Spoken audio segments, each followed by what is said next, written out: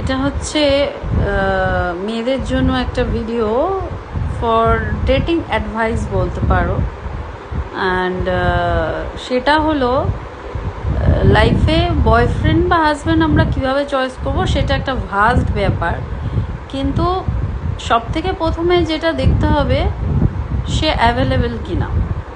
তোমার যে কোনো প্রয়োজনে তুমি তাকে একটা ফোন করলেই বা মেসেজ করলেই তার রিপ্লাইটা সঙ্গে সঙ্গে আসছে কি না।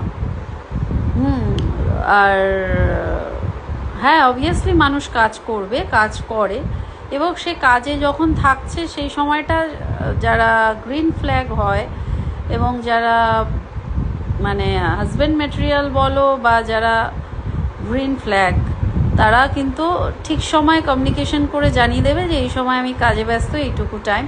বাট মেডিকেল ফিল্ড ছাড়া অন্যান্য ফিল্ডে they can take phones, right? Phone নিতে, ফোন কল ধরতে পারে। এবার আমি বলছি যে কোনো ছেলে যদি চায় তোমার জন্য অ্যাভেলেবেল থাকতে, তো সে যে করে হোক অ্যাভেলেবেল থাকবেই।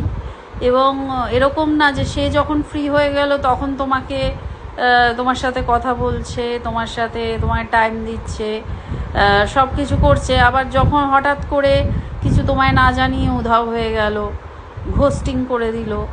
তো এই জিনিসগুলো রেড ফ্ল্যাগ। এইগুলো রিলেশনশিপ শুরুর সময় নোটিস করতে হবে। যে মেইন বেসিক জিনিস যে একটা ছেলে সাথে তুমি যদি রিলেশনশিপে যাও, তোমাকে সবার আগে দেখতে হবে সেই মানুষটা কতটা তোমার জন্য অ্যাভেলেবেল, ঠিক আছে? কারণ আনঅ্যাভেলেবেল কোনো পার্সন তো প্রথম থেকেই রেড ফ্ল্যাগ। তো সেই মানুষটা সেই দেখতে যতই সুন্দর হোক আর যতই হ্যান্ডসাম হোক আর যতই তার টাকা পয়সা থাকুক, তুমি আলটিমেটলি তার সাথে কোনো পিস পাবে না। কারণ আলটিমেটলি তো একটা কম্পানিয়নশিপই তো আমরা চাই। তো সেখানে যদি মানুষটাই কোনো অ্যাভেলেবিলিটি নেই, মানুষটা নিজের মতো রাজার রাজা ভাব, এবং তার সে যখন ইচ্ছা সে যখন তোমাকে অ্যাভেলেবেল করতে চাইছে তখন তোমাকে অ্যাভেলেবেল করে নিচ্ছে ইচ্ছে মতো, সেটাকেও একটা ইউজই বলে। কিন্তু তুমি যখন চাইছো কিছু, তুমি তার সময় চাইছো, তুমি তার অ্যাটেনশন চাইছো, বা তোমার কোনো কোয়ারি রয়েছে, তোমার কোনো দরকার রয়েছে, সেই সময়ে তুমি তাকে কিন্তু কখনোই পাচ্ছ না, বা হঠাৎ সে কোথায় উধাও হয়ে গেল সেগুলোও তুমি জানতে পারছো না। তখন প্রথমেই বুঝে নিতে হবে যে যেই পার্সন আনঅ্যাভেলেবেল সে কখনোই লং টার্ম রিলেশনশিপের জন্য এলিজিবল নয়। তো চুজ স্মার্টলি।